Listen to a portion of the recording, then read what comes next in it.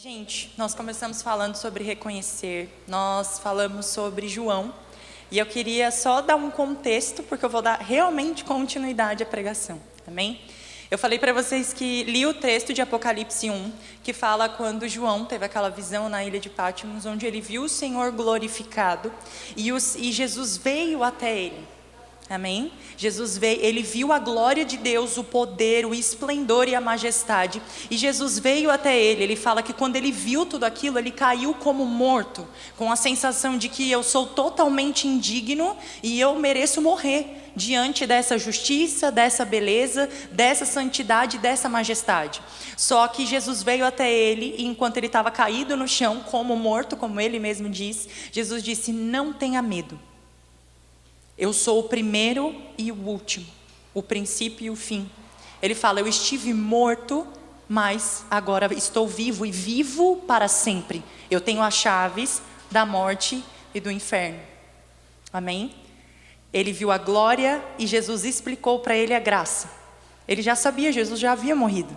Mas Jesus precisou lembrar a ele quem ele era e o que ele fez. E é o que Jesus faz conosco. Sempre quando nós estamos num cenário de acusação, ou de pecado, ou de tristeza, ou de fraqueza, ou na prova da nossa fé, Jesus, ele faz como ele fez com João. Eu falo para vocês porque eu amo esse texto de Apocalipse 1 e de essa conversa de Jesus glorioso, glorificado com João, porque inúmeras vezes eu já vi Jesus tendo essa conversa comigo. No momento de eu ver que Deus era tão grande, tão bondoso, me amou com tanta força, foi tão bom comigo, me deu tantas coisas, e quando eu falo me deu, internamente, me salvou, me tirou das trevas e me trouxe para a luz, e me amou, e me purificou, e me santificou, e me restaurou a minha vida, o meu espírito, porque eu estava morta nos meus pecados, e Ele me trouxe para a vida. E diante daquele cenário eu me vi fraca, me vi com medo, já me vi ansiosa demais, com incredulidade, ansiedade, né? Você fala: não consigo acreditar em Deus, as coisas ao redor, as coisas externas, elas me sufocam e parece que eu não consigo confiar e descansar. Ou num momento de pecado, que é quando você cai como morta e fala: Deus não merece isso, né? A gente quer dizer para Deus o que Ele deve fazer, como foi no jardim, como foi no princípio. Amém? O que nós queríamos no jardim? O que a serpente falou para Eva? Se você comer da árvore do bem e do mal, você será como Deus. E esse é o nosso desejo. O nosso pecado, o pecado que luta dentro de nós, que guerreia dentro de nós, é o pecado que quer ser igual a Deus. Então nós dizemos para Deus qual é a forma correta de agir, o como é justo, o que Ele deveria fazer. Nós estamos sempre altivos diante de Deus. Amém? E a palavra fala que Deus, né, Ele não gosta dos altivos, né, Ele honra os humildes. Amém? E essa humildade é reconhecer quem Ele é, o que Ele fez. Então nesse momento, quando Jesus chega para João e fala: não tenha medo, e Ele lembra para João quem Ele é e o que Ele fez, Ele fala: eu estive morto, e por quem e por que Ele morreu? Naquela mesma hora aquela informação veio sobre a mente de João: estive morto, mas agora vivo, e vivo para sempre. Ele lembrou João de duas coisas: o motivo pelo qual ele morreu e o efeito da vida dele agora. Qual é o efeito da vida dele agora? Dentro de nós, glorificar a Deus. Agora nós nunca mais estamos sozinhos. Em João 17, Jesus, antes de subir, ele orou ao Pai, pedindo: Pai, aonde eles estiverem, que eu esteja com eles. E o Espírito Santo é a companhia de Deus, eternamente, para sempre, dentro de nós. Como a música do Igor, né? Ele escolheu ficar dentro da gente. É uma escolha de Deus, nós nada fizemos. Pelo contrário, nós cuspimos no seu corpo, nós o rejeitamos, o ferimos, mas Ele escolheu por amor, e um amor que nunca vamos entender, só nos resta ser aperfeiçoados nesse amor para compreender. E o que eu quero caminhar agora, eu quero ler com vocês o texto de Isaías, que trata do mesmo cenário. Talvez passou pela mente de vocês quando eu li o texto de João, que ele viu Jesus glorificado e ficou com medo e caiu como morto. Na hora a gente lembra do texto de Isaías, que fala que ele viu um ser com 6 asas, 2 cobriam seu corpo, 2 cobriam seus pés, amém? E eu vou ler esse texto até o fim, porque agora eu falei de glória, eu falei de graça, e eu quero falar de propósito.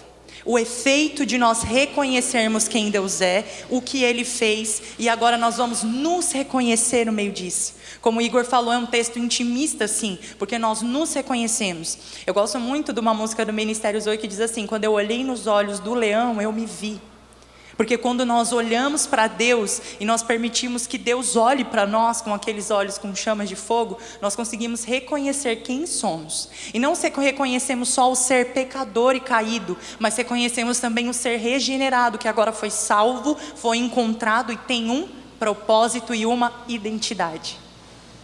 Essa nossa identidade, ela é definida a partir de Cristo.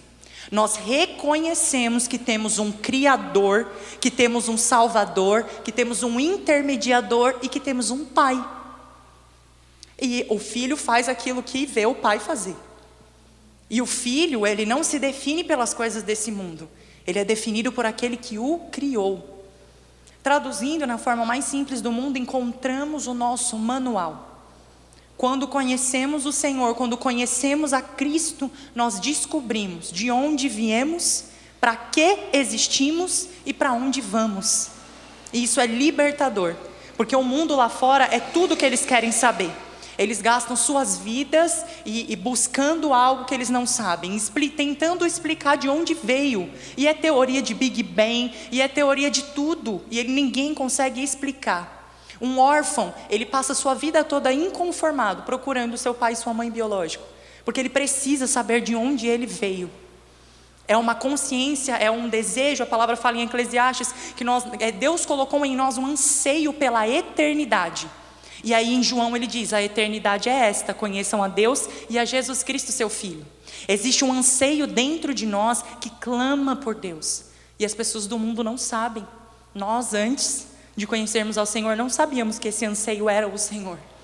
Então nós buscamos muitas coisas, eu não sei vocês, mas eu busquei muitas coisas para tentar descobrir o que era esse anseio tão grande dentro de mim.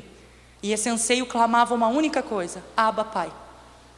Deus, o meu manual, de onde eu vim, para que existo e para onde vou. Para onde vou a gente deixa para outro dia, e agora eu quero falar para que nós existimos. Qual é o efeito de nós reconhecermos Deus Pai, reconhecermos a sua graça? Qual é esse efeito nas nossas vidas? Qual é o nosso comportamento? O que Deus espera depois desses dois reconhecimentos da obra da salvação? E eu quero que vocês, se tiverem Bíblia aí, puderem me acompanhar em Isaías. Eu gosto muito de ler ao mesmo tempo que a pessoa está pregando, que dá uma esclarecida. Isaías 6:1 vai dizer assim: no ano da morte do rei Uzias, eu vi o Senhor assentado sobre um alto e sublime trono.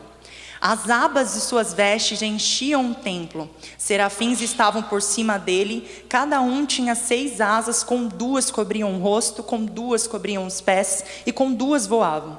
E clamavam uns para os outros, dizendo: Santo, Santo, Santo é o Senhor dos exércitos. Toda a terra está cheia da sua glória. Os umbrais das portas se moveram com a voz do que clamava, e o templo se encheu de fumaça. Então eu disse: ai de mim, eu estou perdido, porque eu sou um homem e uma mulher de lábios impuros, e habito no meio de um povo de lábios impuros. E os meus olhos viram o Rei, o Senhor dos exércitos. Então um dos serafins voou para mim, trazendo na mão uma brasa viva que havia tirado do altar com uma pinça. Com a brasa tocou a minha boca e disse: eis que essa brasa tocou os seus lábios. E prestem atenção no que ele vai dizer: a sua iniquidade foi tirada e o seu pecado perdoado. É a mesma coisa que eu li para vocês sobre João. Ele teve uma visão da glória de Deus e ele se sentiu como João. Mas aqui nós estamos falando do Velho Testamento. Aquele segredo de Deus que era Cristo vir e morrer na cruz pelos nossos pecados ainda não havia sido revelado. Deus revelou aos profetas, mas Isaías ainda não sabia plenamente. Esse era o momento do chamado dele. Só que essa parte aqui onde ele fala que com a brasa tocou os seus lábios e disse: a sua iniquidade foi tirada e o seu pecado perdoado, Deus estava revelando para Isaías a cruz de Cristo. O que a cruz de Cristo representa? A sua iniquidade foi tirada e o seu pecado perdoado. Por quem? Por Cristo Jesus. Ele pagou, ele levou sobre si. E aí é o momento de nós entendermos para que nós existimos, porque o texto não para até aí. Isaías entendeu, Isaías teve a sua iniquidade retirada e o seu pecado perdoado. Quem muito pecou, muito ama, quem muito ama, muito é perdoado, amém? Isaías foi perdoado, e nesse momento, olha o que Isaías ouviu. Depois disso, ouvi a voz do Senhor que dizia: a quem enviarei? E quem há de ir por nós? Isaías respondeu: eis-me aqui, envia-me a mim. Gente, a partir do momento que nós entendemos, que nós reconhecemos quem Deus é, o que Ele fez, existe agora o terceiro passo, que é nós reconhecermos quem somos e para que existimos. Existimos para glorificar a Deus e para anunciar as virtudes daquele que nos chamou das trevas para a sua maravilhosa luz. 1 Pedro. Nós nascemos de novo. E essa nova vida que agora vivo pelo Filho de Deus, que me amou e se entregou por mim em Gálatas. O que eu quero dizer com isso? A partir do momento que nós reconhecemos esses dois entendimentos, nós nos reconhecemos. Não nos reconhecemos somente para nós mesmos, como filhos amados, benditos, princesas e príncipes do Senhor, mas também nos reconhecemos como sacerdócio real, nação santa, povo escolhido de Deus, chamado para proclamar a virtude daquele que nos chamou. Chamados com um comissionamento para ser representantes do reino de Deus e anunciadores das boas novas. Chamados para glorificar a Deus por meio das nossas vidas, das nossas atitudes e principalmente das nossas palavras. Porque é por meio das nossas palavras que as pessoas vão saber o que Cristo fez. E vão saber que existe um Salvador e saber de onde elas vieram e para que elas existem e para onde elas vão. Porque o mundo lá fora está perdido, caído. E quando eu falo perdido, é buscando em tudo o que não é Deus, a presença de Deus. Porque o que eles anseiam, como eu disse em Eclesiastes, Deus colocou em nós um anseio pela eternidade. A eternidade é essa: conheçam a Deus e a Cristo, seu Filho. E o mundo está buscando em tudo, em todos. Então nós temos que reconhecer quem somos. A partir de agora nós somos filhos de Deus, chamados e comissionados a ser anunciadores das boas novas. A ser aqueles que vão anunciar as virtudes daquele que nos chamou das trevas para a sua maravilhosa luz. Guerreiros, filhos e filhas, pregadores do Evangelho, apaixonados por Jesus. A boca fala do que o coração está cheio. Amém? Nós precisamos reconhecer que existe também agora uma responsabilidade graciosa. Uma responsabilidade que não é um peso. Porque Deus nos capacita, Deus nos ama. A palavra fala que nós não recebemos porque pedimos maus para os nossos próprios prazeres. O que Deus colocou em nós agora é o Espírito de Cristo. E o Espírito de Cristo clama pela salvação das pessoas lá fora. Quanto mais nós buscamos a Deus, mais compaixão, amor e vontade de anunciar aquilo que de graça nos foi dado, nós temos. Porque nós entendemos o nosso propósito. Eu e meu noivo sempre falamos disso, de propósito de vida. Qual é o meu propósito? Glorificar a Deus. E como eu faço isso? Não somente vivendo de forma reta, pela graça que Deus me capacita, pelo poder que Ele dá para que eu viva, mas principalmente glorificar a Deus falando dEle, anunciando sobre Ele. E como eu disse para vocês, quando nós reconhecemos a graça, nós não ficamos mais acusados.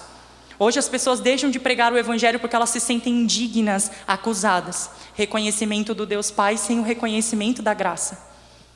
Sem entender que esse é o comissionamento de Deus. Deus não nos salvou para que nós pudéssemos ser livres do pecado, casar, ter lindos filhos e viver para nós mesmos. É muito vazio. É muito vazio, só isso. Pode parecer o grande sonho da sua vida, mas é só isso.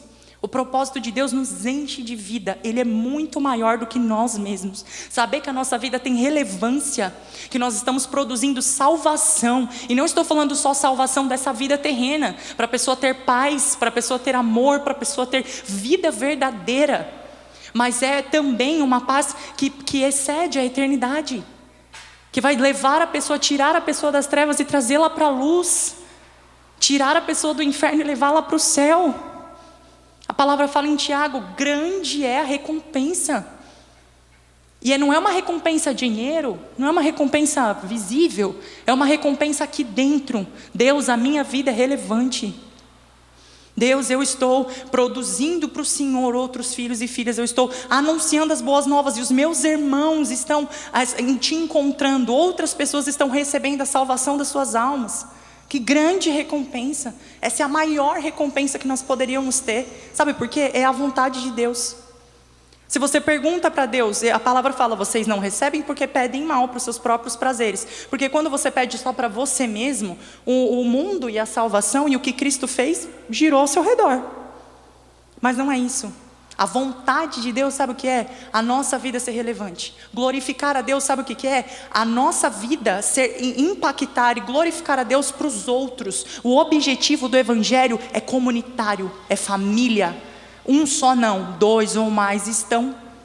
Sempre diz respeito ao outro, sempre diz respeito ao nosso próximo. E o que Deus deseja é nos comissionar, é levantar pessoas que reconheceram quem Ele é, o que Ele fez e o para que Ele nos chama. Olhei nos olhos do Senhor e me vi, descobri minha identidade, o meu valor e o meu chamado, o meu propósito de vida. Amém?